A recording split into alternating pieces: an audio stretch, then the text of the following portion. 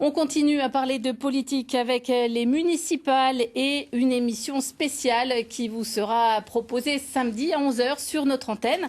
Bonsoir Yannick. Bonsoir. Bonsoir. Dans cette émission, il va être question de parité. C'est pas une chose facile. Non, c'est pas une chose facile et pourtant il y a des lois qui existent et dont une toute récente qui maintenant va imposer pour les élections municipales prochaines qu'il y ait au moins parité égale, qu'il y ait de toute façon égalité parfaite, c'est-à-dire un homme, une femme, un homme, une femme. C'est pas gagné, hein, c'est très difficile.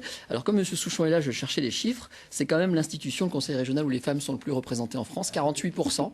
Donc c'est pas mal. On a un homme et une femme, effectivement, c'est la parité totale. Enfin, il y a un homme de plus que de femmes, parce que le nombre de conseillers régionaux étant impair, 47. Bon, voilà. Alors, dans les municipalités, c'est moins facile. Pourquoi ? Parce que la loi, jusqu'à maintenant, l'imposait que dans les communes de plus de 3500 habitants. Ça commence à grimper, mais ça va très doucement. Il faudrait encore 15-20 ans pour y arriver. Et là, à partir de la prochaine élection, ça concernera aussi des communes de plus de 1000 habitants. Ça pose des problèmes. C'est pas une loi facile et c'est ce qu'on va essayer d'expliquer samedi prochain parce qu'on trouve pas forcément les candidates pour plein de raisons. C'est ce que va vous expliquer Céline Poya qui est allée avec Jean Jazet à Job pour voir comment le maire trouve des candidates pour faire sa liste. Job compte parmi ses 1000 habitants de nombreux actifs. Difficile dans ces conditions de trouver 15 volontaires pour s'investir dans la vie politique locale. Pourtant, le maire sortant, Antoine Rollion, aimerait bien passer le flambeau. J'ai organisé une première réunion d'information pour essayer de leur montrer un petit peu ce qu'on faisait.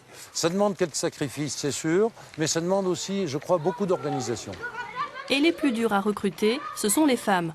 3 d'entre elles ont manifesté leur intérêt pour la campagne municipale avant de renoncer, trop prises par leur activité professionnelle et leur vie de famille, ont-elles expliqué.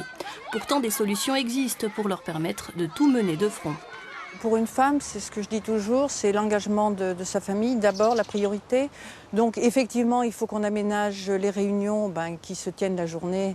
Certaines fois, les femmes ne peuvent pas venir parce qu'elles travaillent maintenant, donc c'est la difficulté, certes. Mais après, on aménage en fonction.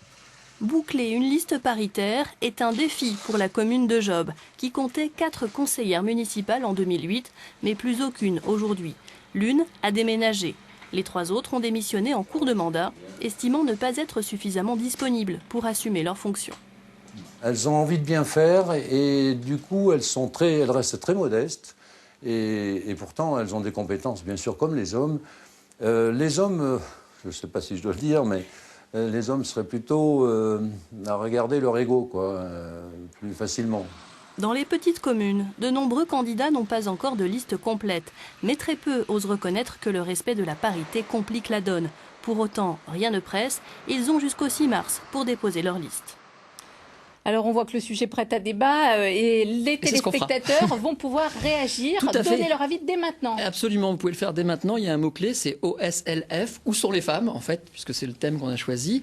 On sera samedi avec que des invités femmes en plateau. On sera au cœur de la ville pour animer ce débat. Et vous pouvez d'ores et déjà réagir, juste comme ça, avant de vous laisser 2 chiffres. En Auvergne, vous savez combien il y a de pourcentage de maires femmes en Auvergne ? 12% seulement, c'est pas énorme. Hein. Et aucune d'entre elles n'est à la tête d'une grande ville, d'une grande agglomération. Enfin, une ville déjà moyenne, c'est pas le cas. Donc il y a vraiment du retard, du travail. Cette loi devrait changer les choses et l'émission de samedi va tout changer. Il reste beaucoup à faire.